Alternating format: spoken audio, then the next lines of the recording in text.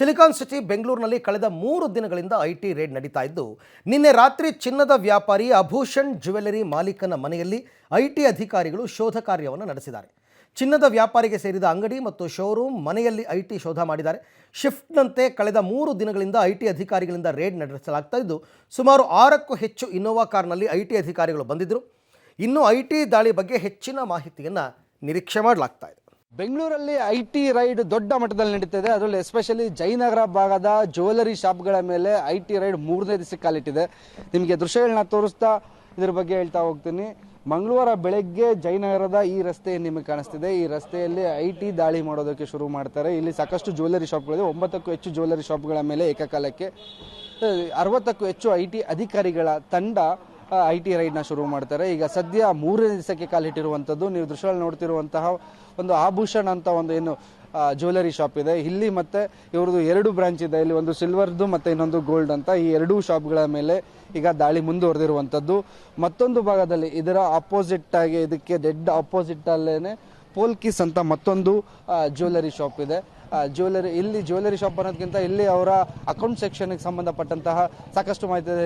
ಏನು ನೋಡ್ತಿದ್ದ ದೃಶ್ಯಗಳಲ್ಲಿ ಪೋಲ್ಕಿಸ್ ಅಂತ ಈ ಶಾಪಲ್ಲೂ ಸಹ ಹೆಚ್ಚಿನ ಮಾಹಿತಿನ ಕಲೆ ಹಾಕುವಂಥದ್ದು. 3ನೇ ದಿವಸ ಆದ್ರೂ ಐಟಿ ಅಧಿಕಾರಿಗಳ ತಂಡ ಬೀಡು ಬಿಟ್ಟು ಹೆಚ್ಚಿನ ಶೋಧ ಕಾರ್ಯ ನಡೆಸ್ತಿದೆ. ನಿಮಗೆ ದೃಶ್ಯಗಳಲ್ಲಿ ತೋರಿಸ್ತೀನಿ ರಸ್ತೆಯಲ್ಲಿ ಯಾವ ರೀತಿ ಕಾರ್ಗಳು ನಿಂತಿದೆ ಅಂತ. ಐಟಿ ಅಧಿಕಾರಿಗಳು ಸಾಕಷ್ಟು ಇನೋವಾ ಕಾರ್ಗಳಲ್ಲಿ ಬಂದಿರುವಂಥದ್ದು. ಇನೋವಾ ಕಾರ್ಗಳಲ್ಲಿ ಇಲ್ಲಿ ಬಂದು ಮಂಗಳವಾರ ಬೆಳಗ್ಗೆ ಐಟಿ ದಾಳಿ ಶುರು ಮಾಡ್ತಾರೆ.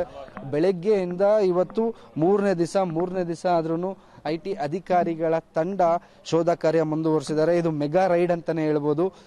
ಐಟಿ ಅಧಿಕಾರಿಗಳು ಈ ರೀತಿ ಯಾವುದೋ ಒಂದು ಜ್ಯುವೆಲರಿ ಶಾಪ್ ಮೇಲೆ ರೈಡ್ ಮಾಡ್ತಾರೆ ಅಂದ್ರೆ ಅದಕ್ಕೆ ಹಿಂದೆನೂ ಸಾಕಷ್ಟು ಪ್ರಿಪ್ರೇಷನ್ ಮಾಡ್ಕೋತಾರೆ.